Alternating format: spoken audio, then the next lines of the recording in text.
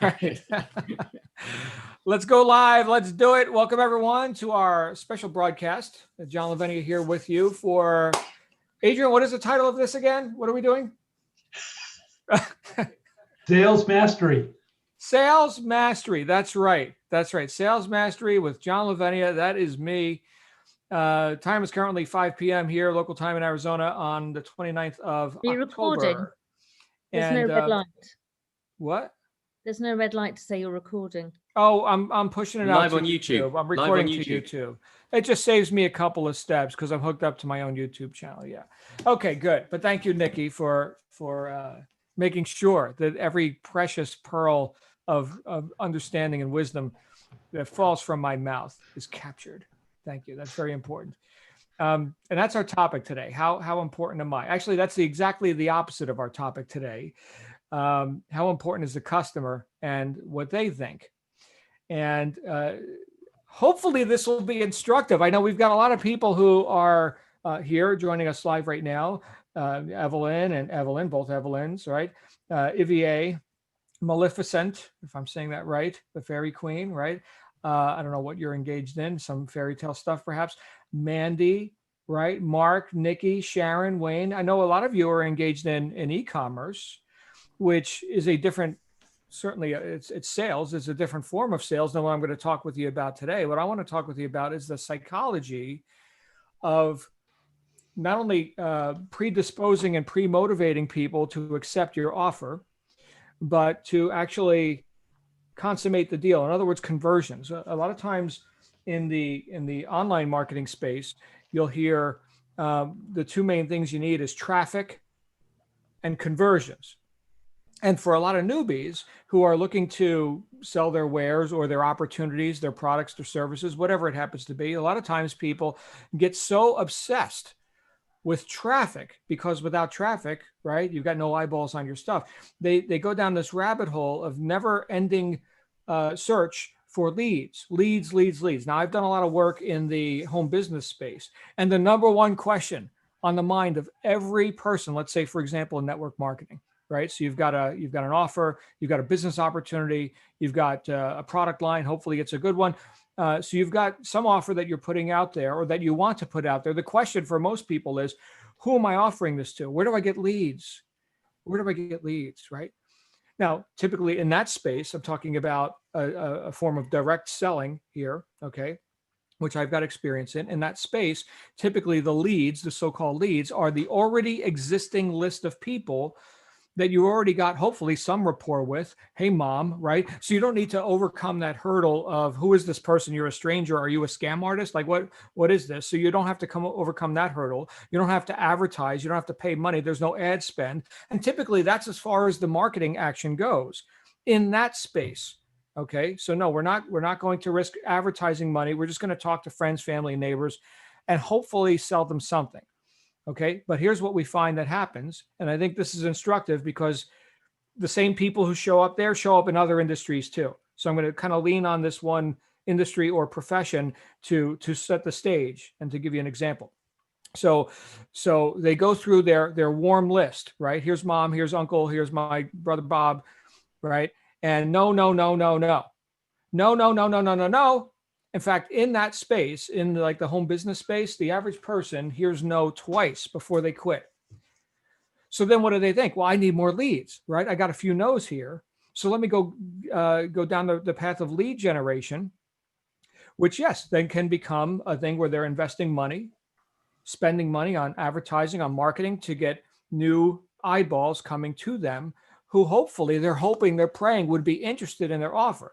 But here's the interesting thing. If we just look at it objectively, the people who were closest to them in their life didn't buy either.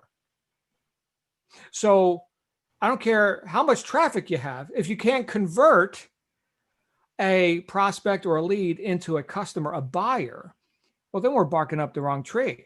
You spend all the money you like. I've seen people throw tens of thousands of dollars at advertising and traffic, and then they can't close a sale. I mean, I guess if you got the money to burn, that's fine. You might as well go to Vegas. So what I want to talk with you about today is whether you've got a glut of leads and traffic or not, you've got to focus on conversions. you've got to be able to convert whoever the ideal target audience is that you're talking to. Hopefully they're ideal.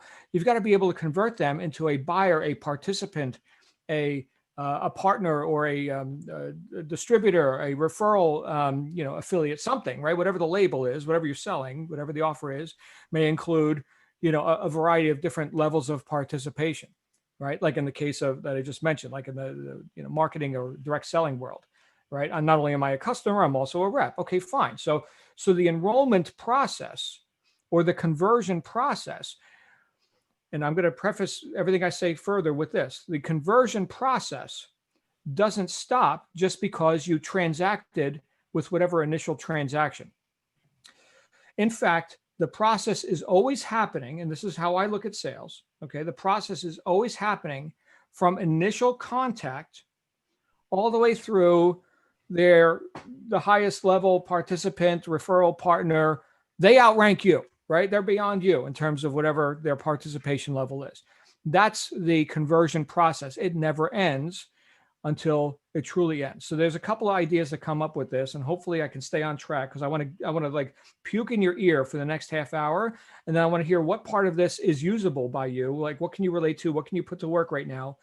And not confuse you. But like, this would take me a month to spit out everything that's in my head right now that I've learned about converting leads into sales.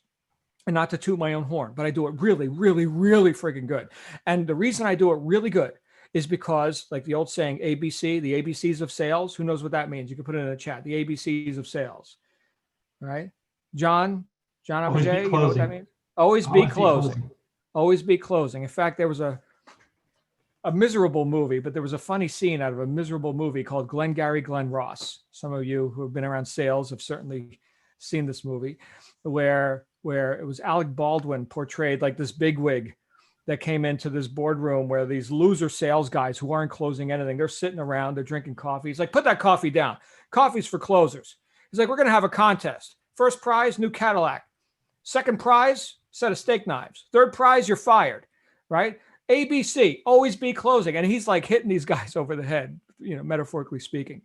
But the ABCs of sales, always be closing. So when does the conversion process start? It starts on initial contact. In fact, if we're in a condition where we're advertising, we're spending our money to get new eyeballs on our offer, right? The closing process starts right there. The conversion process starts right there. Now, I will say one other thing before I get into like some of the how-to stuff of all this, is that a lot of times people find themselves averse to sales or closing. Sell is a 4-letter word, ooh, right? Or they've been indoctrinated into some false data that sales is manipulation or somehow taking advantage of the customer, the prospect, right? The victim, the mark, right? No, they're not your mark. In fact, we can think win-win with this, because the way I look at sales and closing is that it's good and right. In fact, I love a good sales pitch. I love a good salesperson who can help me make a decision more quickly. Most people are resistant to making decisions. So they think that they're going to have to overcome a lot of resistance or somehow manipulate someone else into making a decision because they themselves are indecisive. So part of being good at all of this is being decisive yourself. And one of the decisions that I've had to make for myself whenever I'm offering anything, and you guys know I run several businesses, just not even a half hour ago, I closed a sale for thousands of dollars. I closed just not even a half hour ago over the phone with someone I've never met in person. And it was easy as pie. Why? Because I was sold myself. I knew this was good and right for that customer. So knowing that, there's got to be some decisiveness on our part, and we've got to release or hit the reset button and get rid of any ideas that somehow sales is bad or manipulative, or any story that we may have been sold about that. Okay, sales is good and right. Nothing happens till somebody buys something. And on the side of that equation, the side of that coin, right, there's buy, there's sell, right? They're two sides of the same coin. One isn't any better than the other. We buy stuff all the time. In fact, we love buying stuff, don't we? The old saying is people love to buy, but they hate to be sold. So how do we get into a condition where people love to buy from you? Yes, it could be mom. It could be the warm market person, your brother Bob, or it could be that person who just answered your advertisement. They don't know you from Adam. At least they think they don't. But you know enough about them that you can bring them closer and again, predispose them and pre-motivate them to then when you do present the offer, now it's time to potentially transact business. It's an easy flowing experience. This is how sales works best, when it's an easy flowing experience. So get any thought of adversarial, you're my opponent. I've read books like this, by the way. There's a book called The Closers. In fact, I've got it somewhere on one of these shelves. The Closers, where it talks about the the adversary, right? So you're the person sitting across the table from you, the customer, right? Buyers are liars, right? Which, by the way, is pretty much true. But buyers are liars, and you've got to dominate the conversation. And it gives some ideas, some of which is workable. Most of it, you could throw the book in the garbage. But I would tell you that this easy flowing experience, because you're sold yourself, you already made a decision. This is good and right. Okay. And if the truth isn't good enough, go sell something else. That's another tip. Okay. So if you can't be solid in your decision and your knowingness about this, how are you going to transfer that to another person? You can't give what you don't have. I am sold myself or not. Right. And if sales is the transfer of enthusiasm, in other words, a transfer of knowingness, I damn well better know stuff, not hope, not believe. No, I need to know stuff. And now they have a shot at knowing too. If I don't know, they've got no shot. So instead of sitting across the table from someone, either physically or metaphorically or virtually via Zoom or whatever, I want them to sit on the same side of the table as me. Think about this. Picture this in your mind, right? You've got, in fact, I've seen this in real life, and I've done this many times, okay, where we know the offer is good and right for the customer. And I may be let's say I'm a salesperson, okay, and I've given the tour to the customer of whatever the product, whatever the offer is, right? And it's decision time. And I bring in the sales manager, let's say. Picture this in your mind, right? You see this a lot in car dealerships. And so the salesman sits on the same side of the table as the customer. And the sales manager, the one who needs to approve the deal, right, to get them the extra discount, to make the financing work for them, the payment terms and such, they sit on the other side of the table. But you, the salesperson, and the customer are on this side of the table, discovering together what advantages the manager, in this case, the third party, the expert, is able to give them.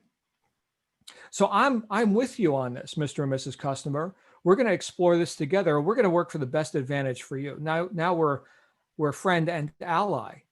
We're a trusted advisor, as is the third party that we introduced, who may be able to give us additional advantages, right, that I can't do on my own, right? So think of that whole scenario. Think about how that plays out in the mind of the customer. This is all part of conversions. But again, it has to be done with ethics. You can't do this in a manipulative way or to take your customer, right? We're not talking about that. Otherwise, you're not going to sleep at night and you're not going to last. You're not going to last in sales.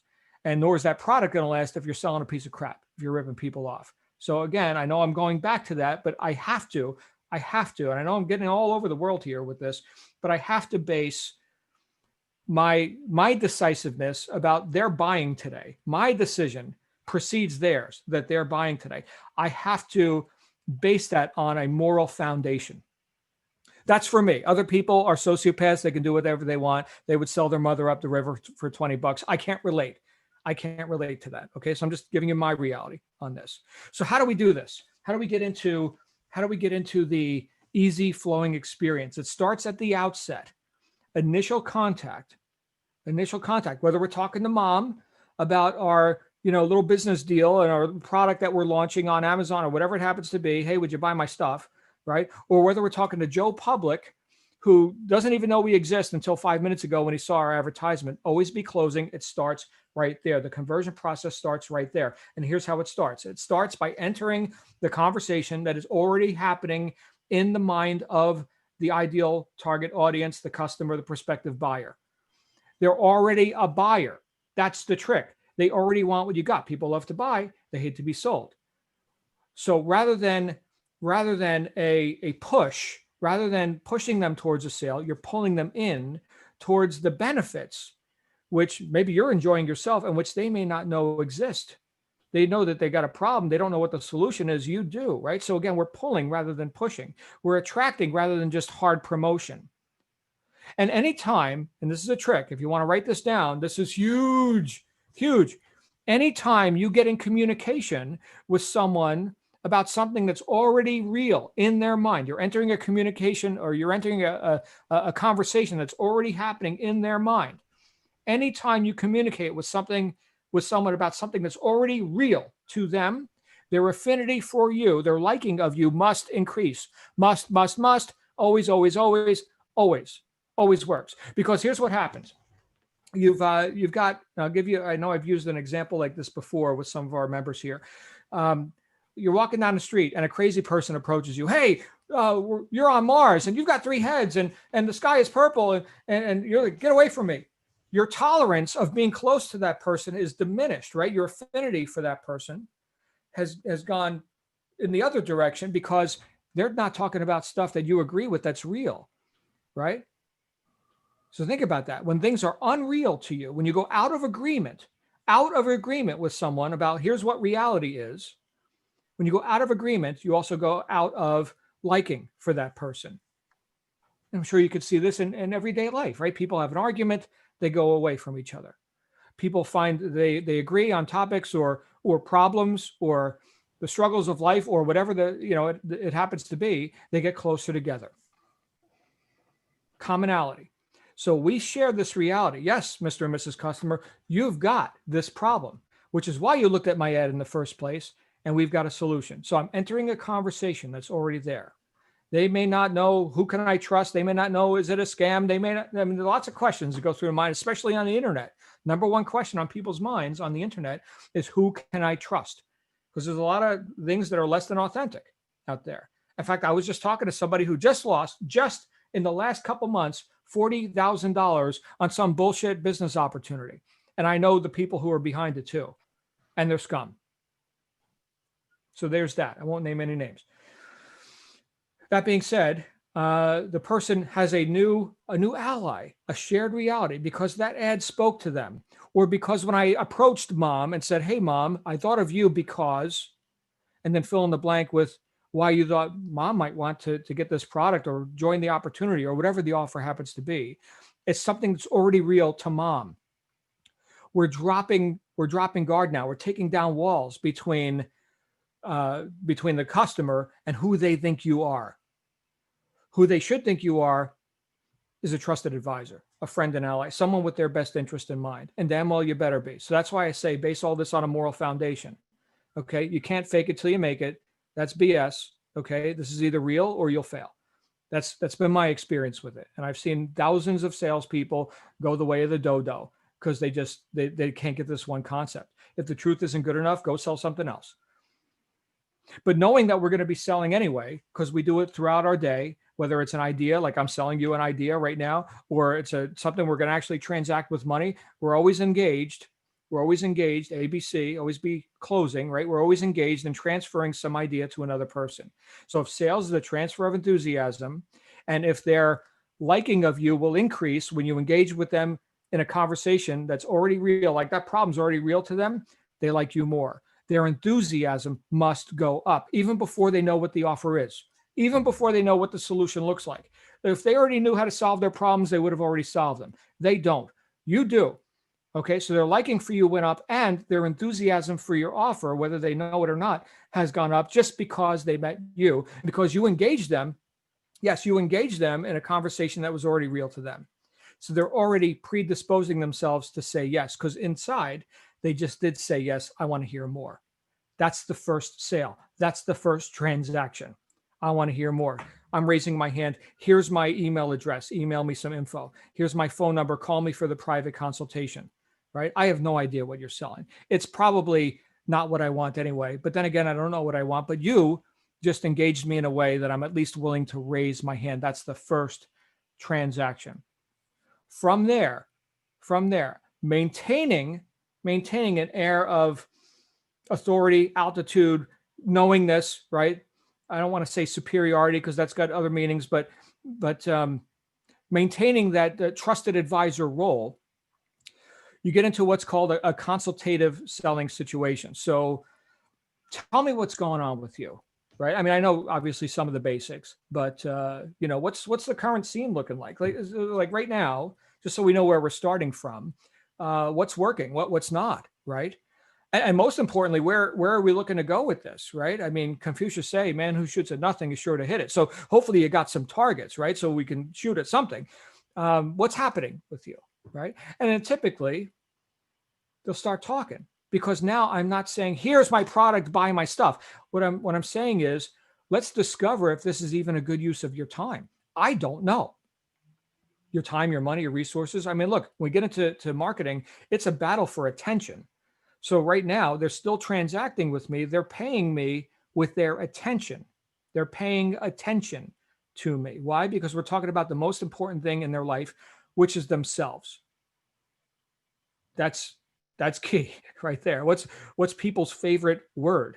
Their name, right? So this is another thing. Always be closing, right? Part of that is helping that person feel important. Is that real to them that they're important?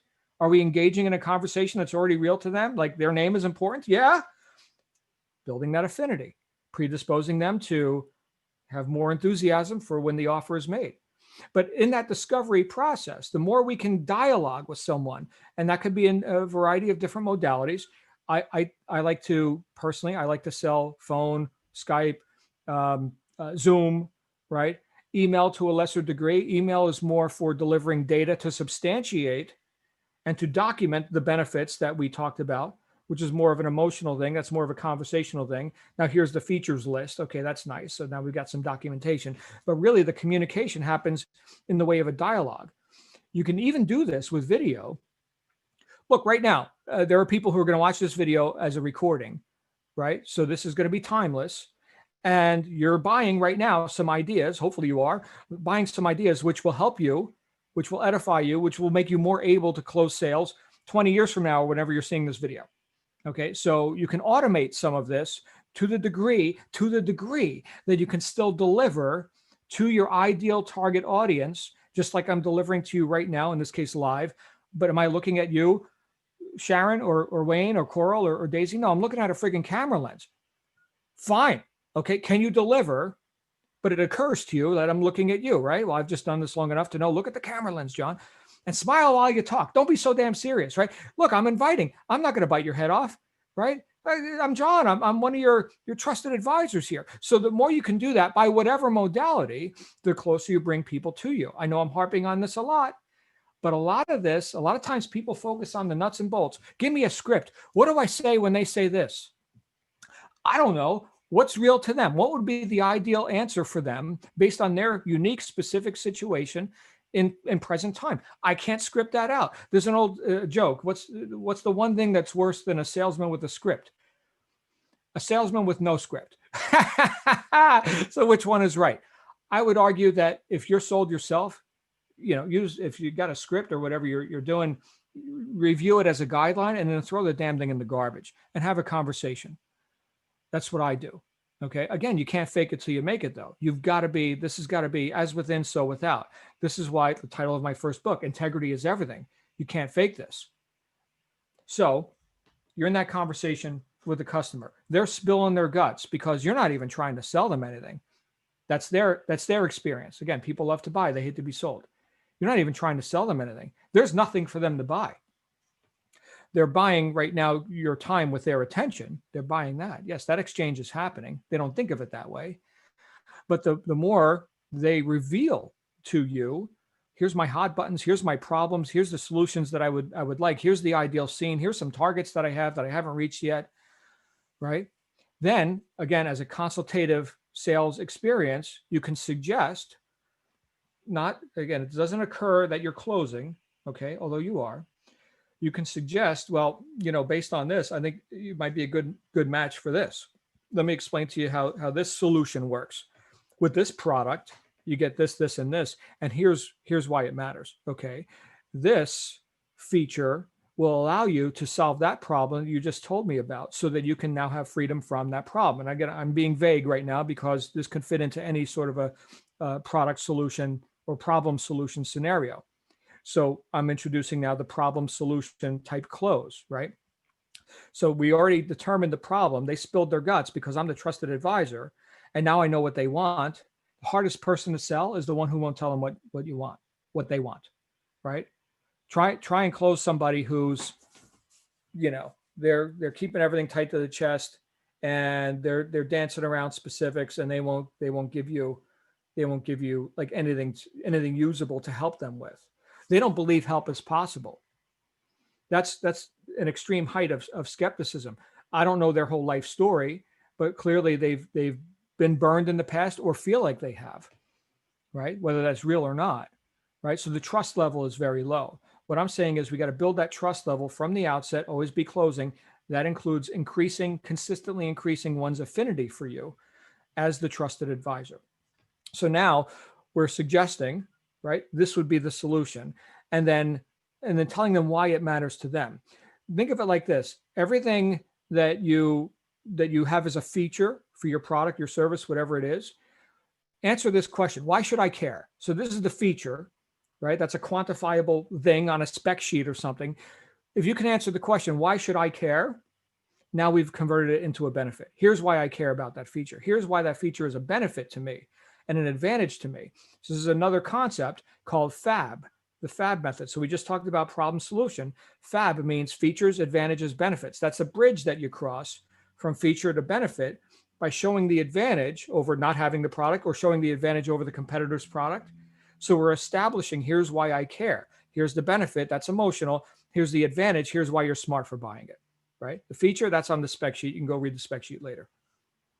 So now we've got an emotional connection with the advantage that and the benefit that they're picturing that could be theirs. In fact, we're getting someone to really kind of have hope that there is a light at the end of the tunnel. We're inducing what's called thinking from the end. You've seen this happen in TV commercials where, and I've used this example before because it's such a perfect one, where the mom is in the kitchen and it's white tile floor, white countertop, big window, sun shining in, right? And the son, the 6-year-old boy, opens the sliding glass door, and in comes the dog with the son, and they've been playing in the mud, and the mud is on the white tile floor.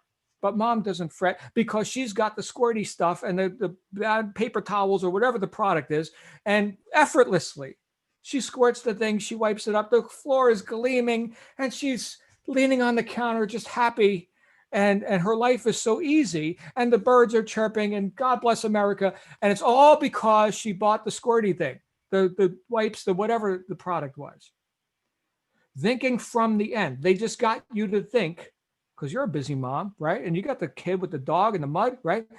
You want your life to be like this: ease, relaxation, chirping birds, man. And all you got to do is buy this product. That's called thinking from the end, right? Having people experience in advance the benefits or the anticipation of benefits before they even transact. Great advertisers do this. In fact, they spend millions of dollars testing advertising to cause people to think from the end. So we paint a picture. Okay, now we're getting into more later in the transaction. Affinity has been building the whole time. Enthusiasm has been building the whole time. Last 4 letters of enthusiasm, IASM, I am sold myself. Now they are too, to a higher and higher degree. Enthusiasm for what? Enthusiasm for exchanging with you some of that money that they have for the benefits which they value more. I'd rather have the benefits than the money. I'd rather have the clean, gleaming floor than the, $14.95 for the magic, duster thing. Okay. So, so now is the moment of truth, right? You've got to give them a reason to buy now. And this lends itself to, if we go back to the initial part of the whole conversation, is the reason you're offering any of this anyway, is because you've got benefits that they don't have and that they could have once they've been enlightened to the fact that they exist and they're readily available for them. So sales, I look at the whole process as a process of enlightenment. I'm taking the ignorant public. They are ignorant. They know not. Okay, it doesn't mean they're stupid. Okay, it just means they're ignorant. They don't know. That's a state of not knowingness. Okay, I do know, they don't know. So they are living in some cases in painful ignorance, and I am enlightening them. So now they can know too, and now they can make a decision that's going to be good and right for them. And of course, that decision is to exchange some money for this product or service. Now, I'm going to give them a reason to buy now. because after all, it wasn't just like on a whim that they showed up here in front of me. Now, there are such a thing as impulse buyers. I'm typically not involved with like impulse buying type offers, right? That takes a whole lot of planning on the front end and not a whole lot of dialogue on the back end. I'm talking about back end dialogue. I'm talking about conversions right now. So you've got traffic, you've got an offer. You wouldn't be getting traffic if you didn't already have an offer, something that you thought was good and right. So you're putting traffic on that offer, whether it's mom or Bob, Joe the plumber or whoever it is. And now it's time to transact. I'm going to give Bob a reason to buy now, a sense of urgency, exclusivity, or scarcity. Is there some limited time discount? Is there a bonus that when they act now, they get to participate at a higher level or get the extra boons, whatever it happens to be?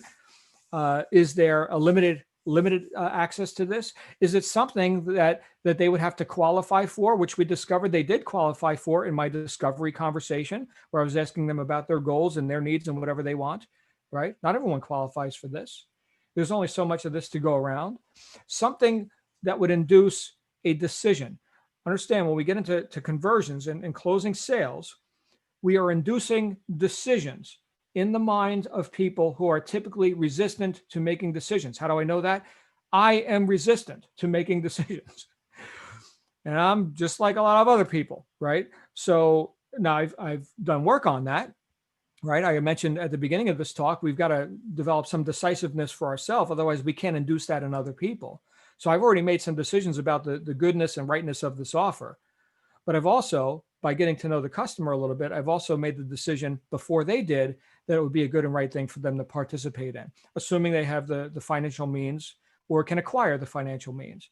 Most of the things that I've dealt with in products and offers are thousands of dollars, right? It's not like, yeah, here's a $20 bill, right? Which you may be thinking, wow, if you could do that with, a $10,000 offer, you can more easily do it with a $20 offer. I will tell you this, the lower the ticket price, the easier it is and the less time it takes.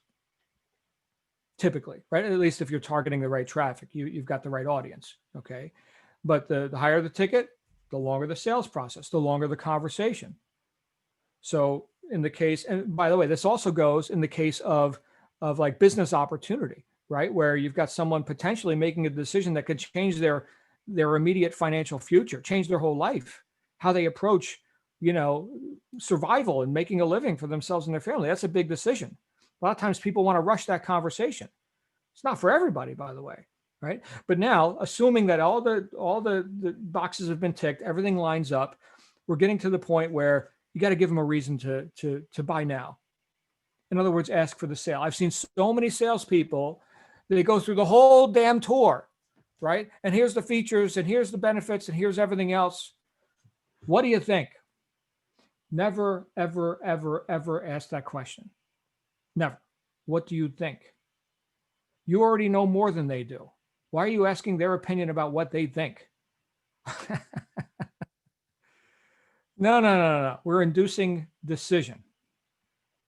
So there's a couple different ways to so-called close this now. We've already talked about problem solution, features, advantages, benefits. All of this has set you up for an opportunity to ask for the sale. And one way to do that is the direct close. Would you like to get started today? That's a way better question than what do you think?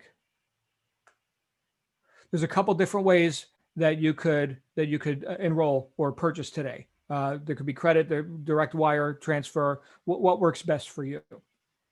Which card did you want to use on that? That is a decision-inducing question, right? It's asking for the sale. There's also the presumptive close, right? Which could be like a yes or yes, where you've got different tiers of the product. So here's the silver, the gold, the platinum. I'm thinking the gold, which is our most popular, unless you want to go for the gusto, the platinum, you're going to be hitting it hard, right? Which one is right? We didn't even talk about the silver. Okay. Of course, you could downsell to the silver, but that's a yes or yes close. Do you want A, B, or C? There is no D. There is no level 0, right? It's those three choices. So we already determined that this is a good and right thing for them to transact business with, right? So, and they're still in conversation with you. So let's assume that they're purchasing. Of course they are. with an air of expectation. Remember, this is an easy flowing experience. I'm metaphorically speaking, sitting on the same side of the table. I want them to have these benefits just as much as they want themselves to have these benefits. We're on the same side of the table here. I'm not their adversary. I'm their partner. I'm getting this done for them. What's another close you could use? Fear of loss, right? So unfortunately, there's only so much of this to go around, and we're gonna have to get you on board today or by the latest noon tomorrow, because they got to change this offer or the price or whatever it happens to be. Something that's not sustainable about the offer right now. Right now, your timing is great. Tomorrow afternoon, not so great. Not so great. Urgency, right? So that's another way to ask for the sale now, because really, when we think about it, the question that comes up for me a lot of times is in terms of like my own ability to present a unique selling proposition. Why should people buy from me right now and not any of my competitors, and not just sit here and do nothing? Do you have an answer for that question? Hopefully you do. And if you do, my goodness, you got no competition, right? Because most people don't have an answer to that question. That requires thought.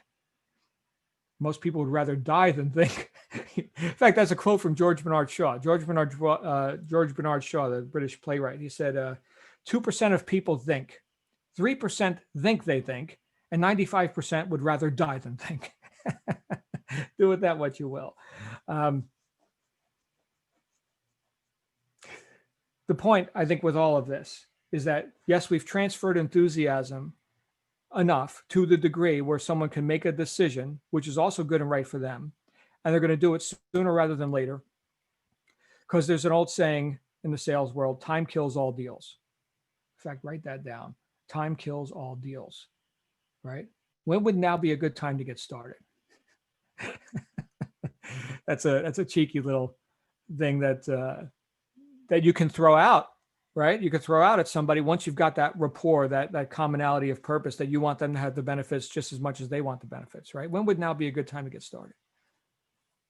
Oh, well, now, of course. Okay, great. Let's do that then. And then the easy flowing experience continues into transaction, right? Because you're a trusted advisor. Sometimes I've had salespeople say, well, because I obviously I do sales consulting. It's one of the businesses I do. And they say, well, the customer won't give me their credit card. I said, well, they're not sold. Maybe they're sold on the offer. They're not sold on you, right? So there's definitely still a gap there. And maybe for whatever, legal or regulatory purposes, it's not appropriate to take a card over the phone or whatever. I'm assuming that would be part of your business practice. But is there still some wall between you and the customer where you're not the trusted advisor? Well, that wall's got to come down. That's got to happen early in the process. But let's say they do transact. Let's say it's a done deal, right? Case closed. Congratulations, you're our newest customer, right? Does the closing or conversion process end there? No. Now we're getting, and I'm going to have to stop talking soon, but now we're getting into ascension models, continuity programs. You bought the initial level 1 product. Now here's the advanced course. Here's the mentoring program. Here's the super intergalactic something, right? This stair step, this ascension process is a continuation of that conversion process from silver, gold, platinum, diamond, whatever. And then on the continuity side, right? So these are one-time transactions that are happening, but here's the subscription. Here's the subscription, right? The membership, the newsletter, right? Here's the thing where you sign up once, you pay over and over and over again, right? It's called a continuity program that could be introduced as an upsell now or later. Here's the referral program. Oh, would you like to refer others? Right? And then, maybe get a little piece of that action. Would you like to be a partner? Would you like to join staff? So again, the conversion process, and again, I'm relating this to like some of the stuff that happens in the home business world, right? Yeah, you're a customer now. Hey, who could you refer? Or did you know we have a compensation plan that pays very nicely, where you could actually perhaps replace or exceed your current income if you really put your mind to it, right? I don't know if you're making all the money you want now at the job or the business, the cubicle. Oh, you can't even show up at the office because of COVID. Well, could you use another income stream, right? So that's another conversion. So now I'm not just a customer. Now I'm also a participant in the business deal, And again, if I'm being vague, it's because I don't want to pigeonhole you into, well, this is exactly the combination that needs to happen. No, there's a million different combinations. There's as many paths as there are people to take them. But the offer includes multiple sub offers, or can, and it should include multiple sub offers. Right now, I'm working on a program. I say right now, that's a lie.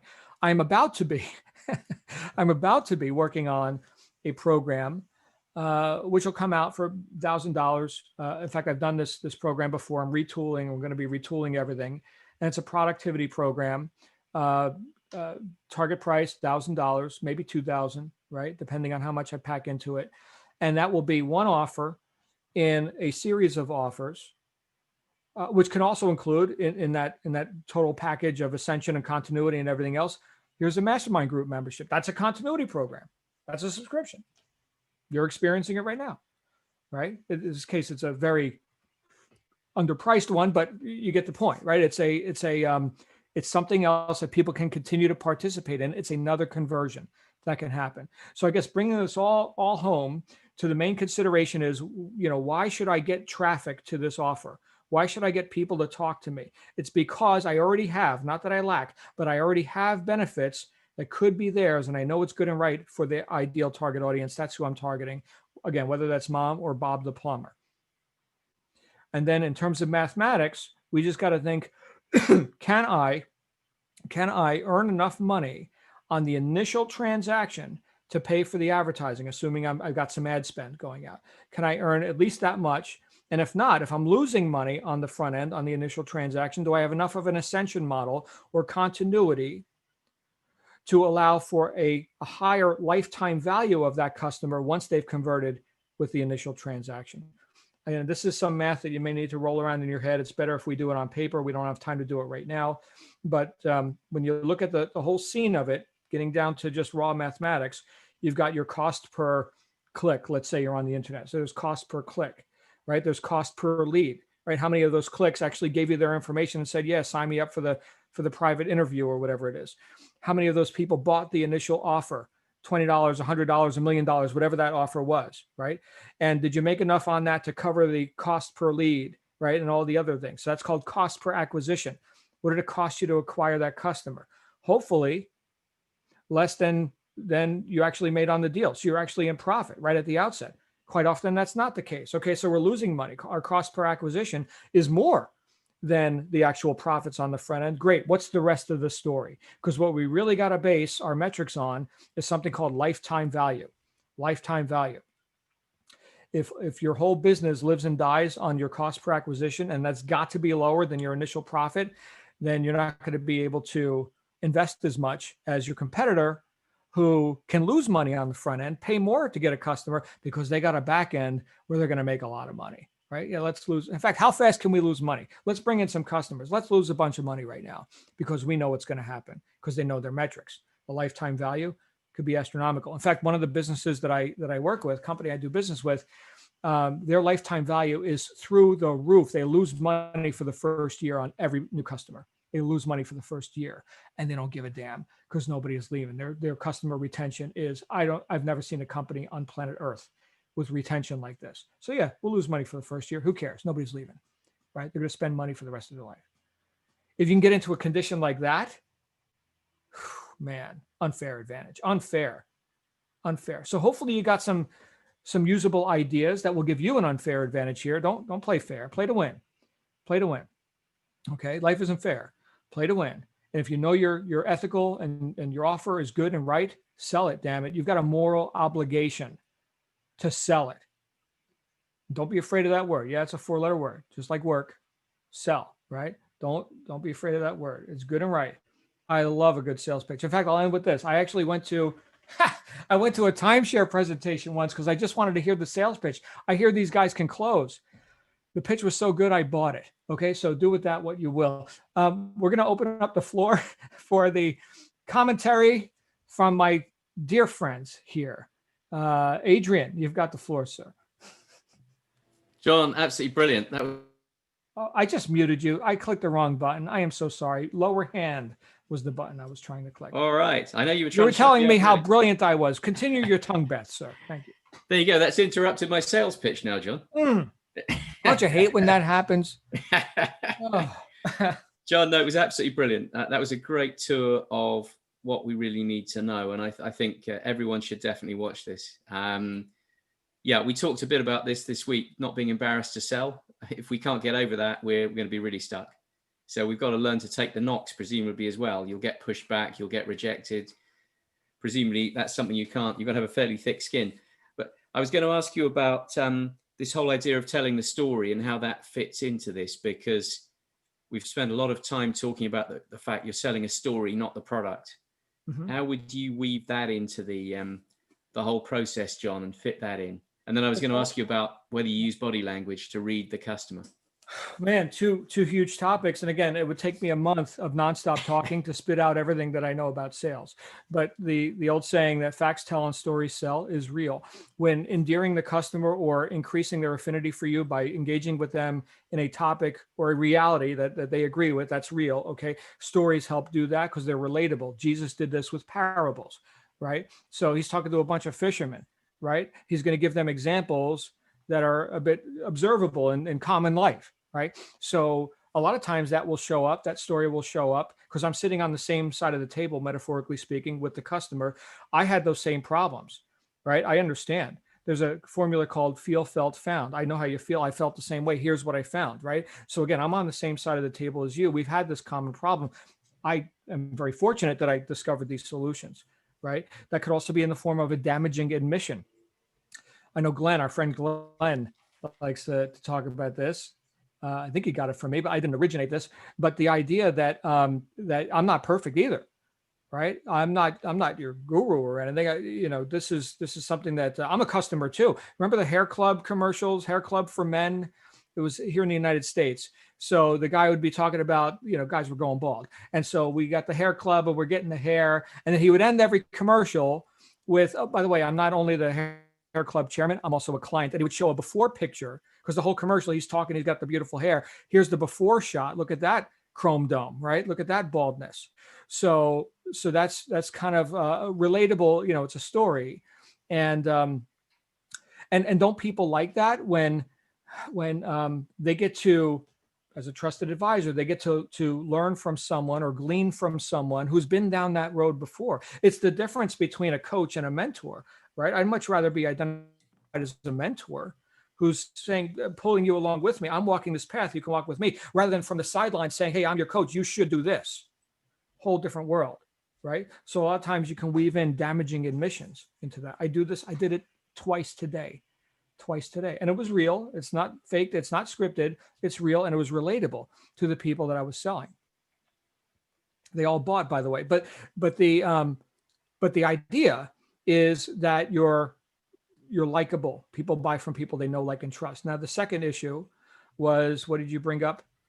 It was a separate issue. Body language. Body language, right. So psychologists, which don't agree on much, but there is some agreement on the idea that about 7% of the communication is the words that you use.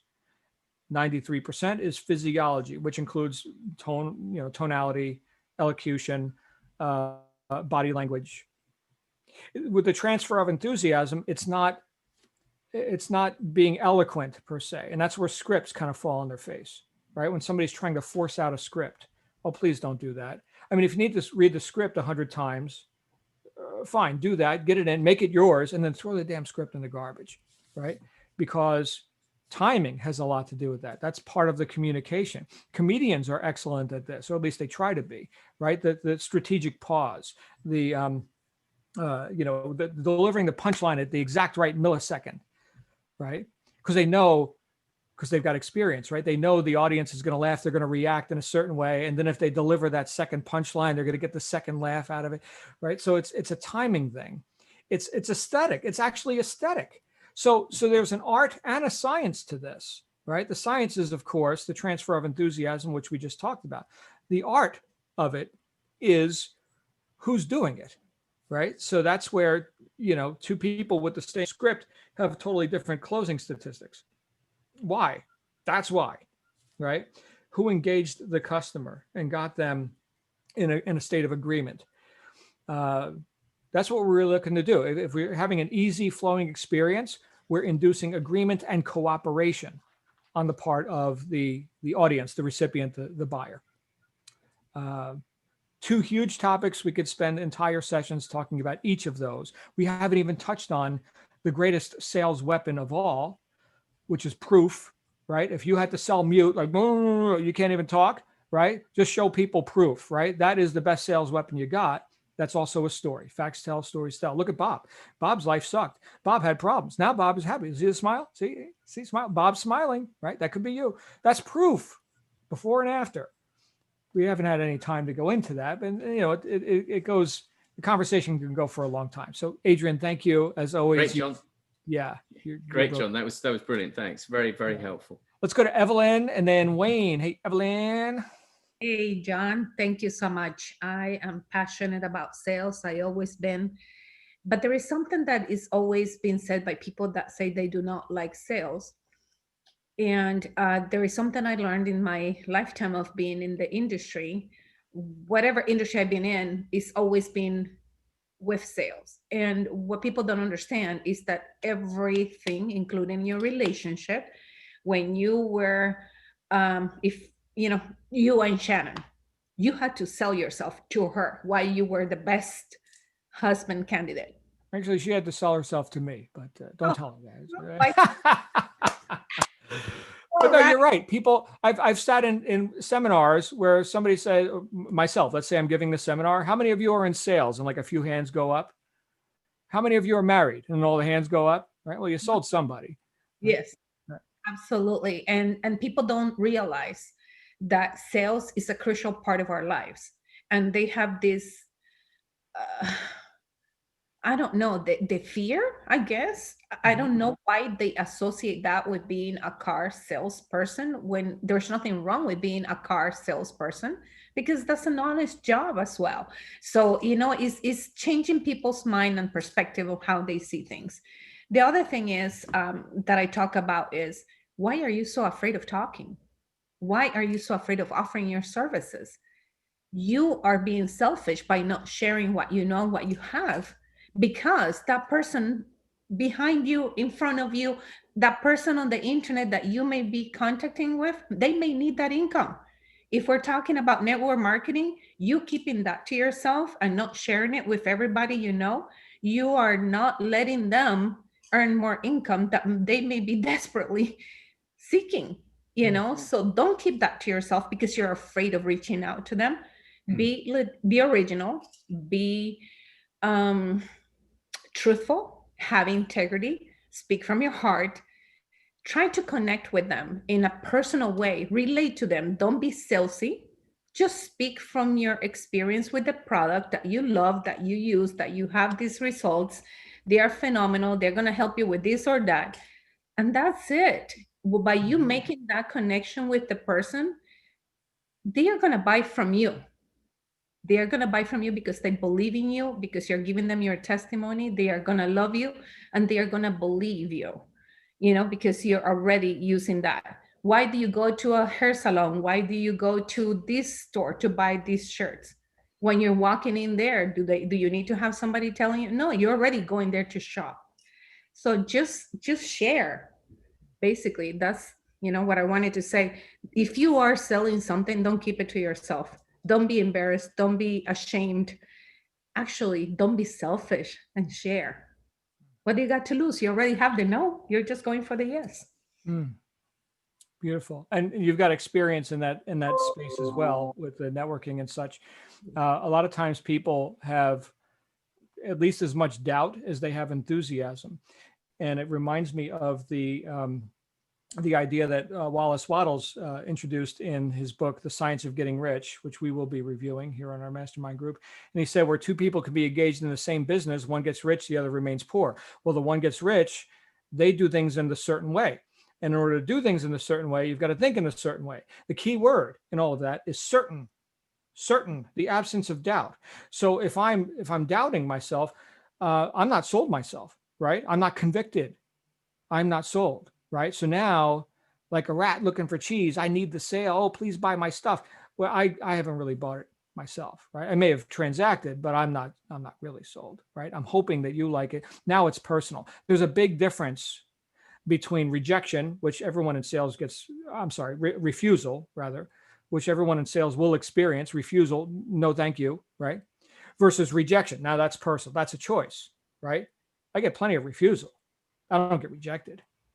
And the It all other, comes down to, I'm sorry to interrupt you. No doesn't mean not forever. It's a not now only. not now. You got it. Follow up. Always follow up.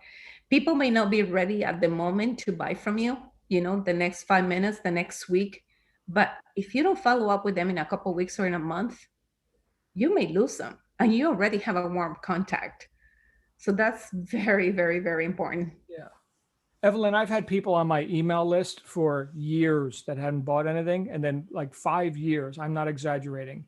Suddenly the timing, something changed in their life. I didn't change. They changed, right? And they bought it all. Thousands of dollars. Okay, great. Always be closing, right? Always be moving people closer and closer to that conversion. Yes. So thank you. I think the word that I lean on a lot is non-attachment, right? So that's the line of demarcation between refusal and rejection. Non-attachment, right? I already got the golden goose, man. I don't need you to agree with me. Hopefully for your sake you do. Okay. So anyway, thank you, Evelyn. Great pointers there. Let's go to Mr. Bradford. What's up, Wayne? Hey, John, man, this is an awesome session. This is, I started a career in sales here, but not quite a month ago. So this is super timely, fantastic. And, all the things we've been talking about over the last months, the whole mindset piece has been, it's been a big thing here for the last few months, just trying to, keep the mindset, because I've come from that world where, the salesmen are the crooks and all that sort of thing. And I've been the operational delivery guy. So the people have bought the stuff. Now it's my job to make sure that they're getting what they've bought. Right. So yeah.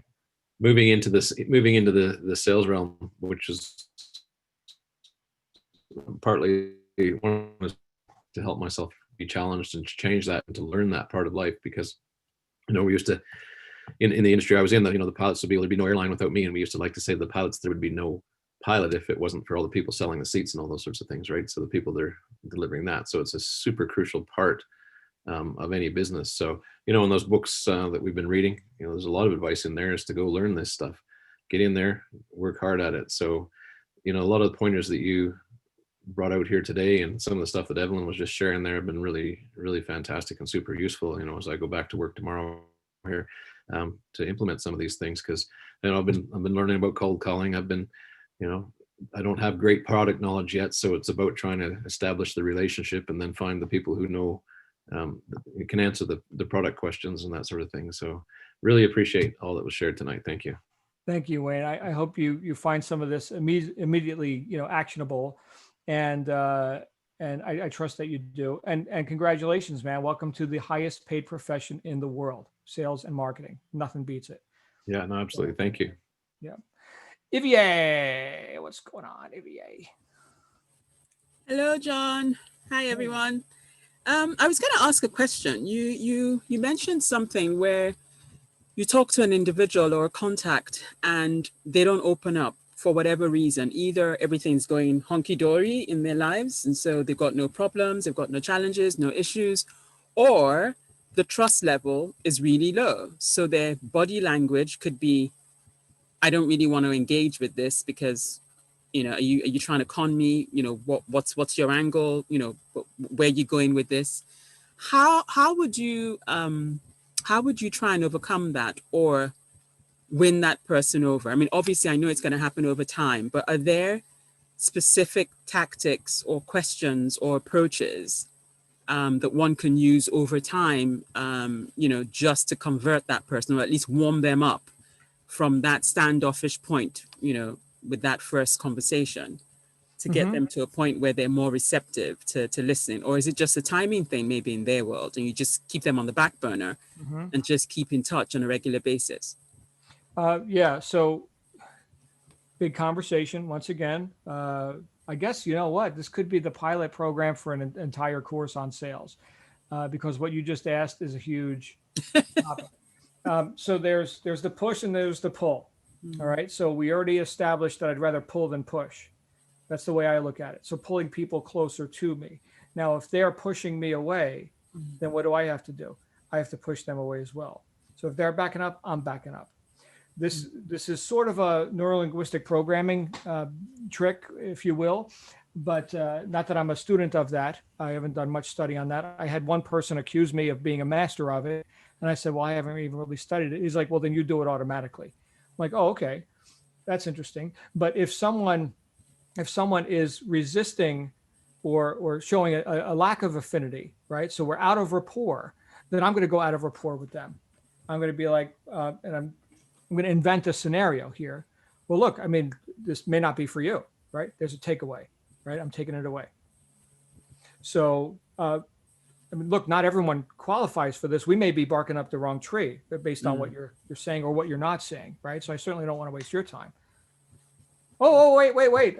Right. So now they're getting closer to me. Now so if they want to push, I'll push too. We can get further apart. That's fine.